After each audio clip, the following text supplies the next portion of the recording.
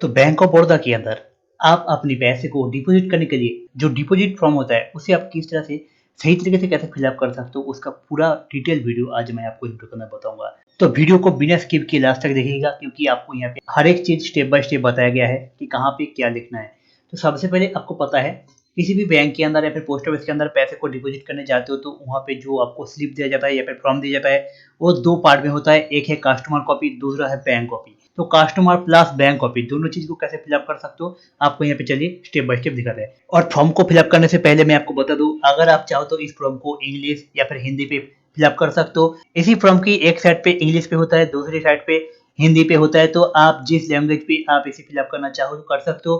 Process एक ही है, बस आप इंग्लिश या फिर हिंदी किसी लैंग्वेज को चूज कर सकते हो। तो सबसे पहले है डेट। आप जिस डेट को आप पैसे को डिपॉजिट करने के लिए गए हो बैंक पे, उसकी जो डेट है उस डेट को आपको यहाँ पे customer copy plus bank copy दोनों साइड पे इस तरह से लिख देना है। उसके बाद है डिपॉजिट ब्रांच। यहाँ पे डिपॉजिट ब्रांच मतलब आप जिस ब्रांच के अंदर जाके पैसे को डिपॉजिट कर रहे हो उस ब्रांच के नाम को आपको यहाँ पे लिखना है। और इस चीज को आपको सेम आपकी कस्टमर कॉपी और बैंक कॉपी दोनों कॉपी के अंदर लिख देना है। उसके बाद अगर आप अपने अकाउंट को किसी दूसरी ब्रांच के अंदर ओपन किए थे तो उस सिचुएशन पे जिस ब्रांच के अंदर आप अपने अकाउंट को ओपन किए थे उस ब्रांच के नाम आपको यहाँ पे लिखना है और सेम उसी नाम को आपको यहाँ पे लिखना है। और आपने जिस बैंक के अंदर पैसे को डिपॉजिट किए हो और जिस बैंक के अंदर अपनी अकाउंट को ओपन किए हो दोनों सेम है तो इन दोनों जगह पे सेम नाम आप लिख सकते हो। इसके बाद आता है फुल नेम। तो आपको यहाँ पे आपकी जो फुल नेम है उस नाम को आपको यहाँ पे लिखना है या फिर आप जिसके अकाउंट के अंदर पैसे को डिपॉजिट करने गए हो उसके नाम को आपको यहाँ पे लिखना है। और सेम चीज को आपको यहाँ पे कस्टमर कॉपी और आपकी जो बैंक कॉपी है दोनों जगह पे सेम टू सेम लिखना है। उसके बाद है अकाउंट नंबर। आपकी पासबुक को देख के आपकी जो अकाउंट नंबर है उसे आपकी बैंक कॉपी प्लस आपकी कस्टमर कॉपी दोनों जगह पे सेम टू सेम लिखना है।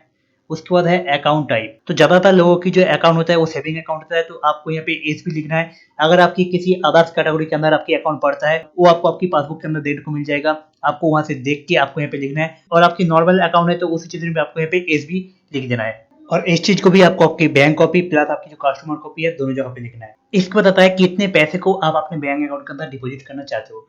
तो आपको यहाँ पे सबसे पहले कस्टमर कॉपी के अंदर आना है। आने के बाद आपको यहाँ पे आप जितने पैसे को डिपॉजिट करना चाहते हो आपको यहाँ पे सबसे पहले वाले कॉलम पे आपको लिख देना है। आपको इस तरफ एक लाइन को खींचना है, खींचने के बाद नीचे की तरफ आपकी जो अमाउंट है उस अमाउंट को आपको यहाँ पे लिख देना है। उस अमाउंट को आपको टोटल आपको यहाँ पे फिर से लिख देना है। उसके बाद नीचे की तरफ आता है इन वर्ड। आपको यहाँ पे आप जितने पैसे को डिपॉजिट कर रहे हो आपने जितने पैसे को आप यहाँ पे नंबर पे लिखे हो उसी नंबर को आपको यहाँ पे वर्ड पे लिखना है। आप यहाँ पे चाहो तो हिंदी या फिर इंग्लिश पे लिख सकते हो, कोई प्रॉब्लम नहीं है। और इसके बाद इसी चीज को आपको यहाँ पे आपकी जो बैंक कॉपी है यहाँ पे आपको थोड़ा सा एक्स्ट्रा चीज को ऐड करना है। तो चलिए अब वो भी देख लेते हैं। तो जैसा कि यहाँ पे एग्जाम्पल के लिए मैं यहाँ पे अपने अकाउंट के अंदर 6000 पैसे को डिपॉजिट कर रहा हूँ। तो 6000 पैसे के अंदर मैं 2000 की कितना नोट लेकर आया हूँ, 500 की कितना लेकर आया हूँ, 100 की कितना लेकर आया हूँ, 200 की कितना नोट मेरे पास है, उसका पूरा काउंटिंग आपको आपकी बैंक कॉपी के अंदर करना है। तो चलिए आप वो भी देखते हैं। तो इसके लिए जैसा कि मेरे पास यहाँ पे 2000 के दो नोट है तो मैं यहाँ पे 2000 की साइड पे इस जगह पे मैं यहाँ पे 2 लिख लूंगा। इसके बाद 2000 के दो नोट यानी कि 4000 होता है तो मैं यहाँ पे 4000 कर लूंगा। और बाकी मेरे पास जो है 500 का 4 नोट है तो मैं यहाँ पे 500 की साइड पे यहाँ पे 4 लिख लूंगा। और यहाँ पे 500 का 4 नोट यानी कि मेरे पास 2000 है तो मैं यहाँ पे इस तरफ 2000 लिख लूंगा। तो मेरे पास यहाँ पे 4000 प्लस 2000 यानी कि 6000 हो गया है। इसी तरह से आपके पास जो नोट जितना होगा उस हिसाब से आपको यहाँ पे फिलअप करना पड़ेगा। ये काफी इंपॉर्टेंट पार्ट है आपकी पैसे को डिपॉजिट करने का। तो इस चीज को आप ध्यान में करना, प्रॉब्लम नहीं है, बस आप ध्यान से करोगे तो आप बहुत ही आसानी से कर सकते हो। इसके बाद सेम आपको यहाँ पे आपके नोट की काउंटिंग को लिखने के बाद आपको यहाँ पे नीचे की तरफ इस तरफ एक लाइन देके आपकी टोटल कितना पैसा हुआ है वो आपको यहाँ पे लिखना है। जैसे कि मैं यहाँ पे 6000 लिख लेता हूँ और यहाँ पे जितना पैसे आपके पास यहाँ पे नंबर पे आया है उसी नंबर को आपको यहाँ पे नीचे की तरफ सेम टू सेम कस्टमर को की तरह आपको यहाँ पे वर्ड पे लिख देना है। इसके बाद इसी के नीचे की तरफ है पैन नंबर। अगर आप यहाँ पे एक साथ 50,000 रुपए से ज्यादा पैसे को डिपॉजिट करते हो तो उस टाइम पे आपको यहाँ पे मास्टली आपकी जो पैन नंबर है उस पैन नंबर को आपको यहाँ पे लिखना है, नहीं तो आपकी जो पैसे है उससे डिपॉजिट नहीं किया जाएगा। तो अगर आप 50,000 से नीचे यहाँ पे अपने अकाउंट के अंदर पैसे को डिपॉजिट कर रहे हो तो उस टाइम पे आपको यहाँ पे पैन नंबर ना भी लिखोगे तो कोई प्रॉब्लम नहीं है। तो उसके बाद है टेलीफोन या फिर मोबाइल नंबर। तो आप यहाँ पे आपकी एक एक्टिव मोबाइल नंबर को आप यहाँ पे लिखना। उसके बाद आप यहाँ पे नीचे की तरफ यहाँ पे सिग्नेचर करना। यहाँ पे सिग्नेचर आप खुद भी कर सकते हो या फिर आपके अकाउंट में कोई दूसरा पर्सन पैसे को डिपॉजिट करने गए हैं तो वो भी आपने सिग्नेचर कर सकता है। डिपॉजिट कोई भी किसी की अकाउंट के अंदर कर सकता है लेकिन विड्रॉल बस वही कर सकता है जिसकी अकाउंट है।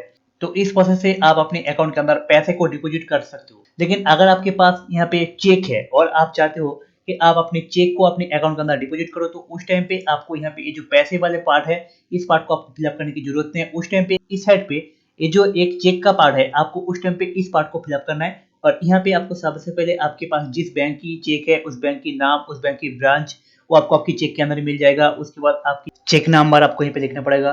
उसके बाद आपकी चेक की कितनी अमाउंट है वो आपको यहाँ पे लिखना है। उसके बाद एक से ज़्यादा चेक है तो आप इसी तरह से बाकी रो के अंदर लिखना।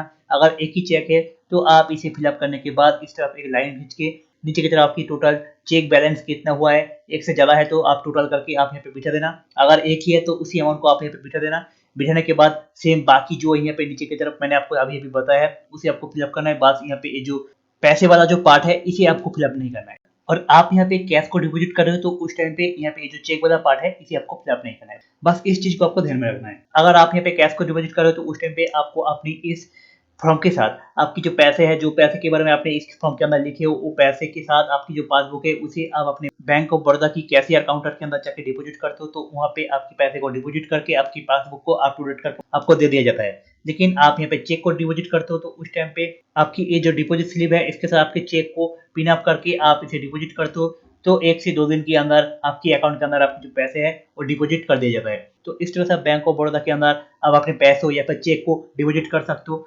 तो दोनों प्रोसेस मैंने आपको एक ही वीडियो के अंदर बता दिया है।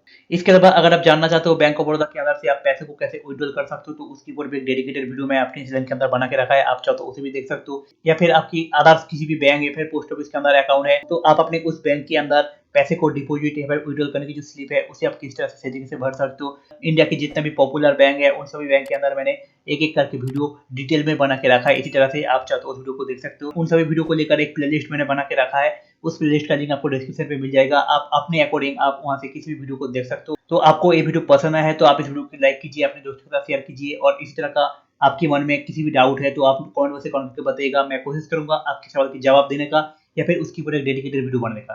तो चलिए मिलते हैं आप सके ऐसे और एक इंटरेस्टिंग टॉपिक के साथ, तब तक के लिए जय हिंद, वंदे मातरम।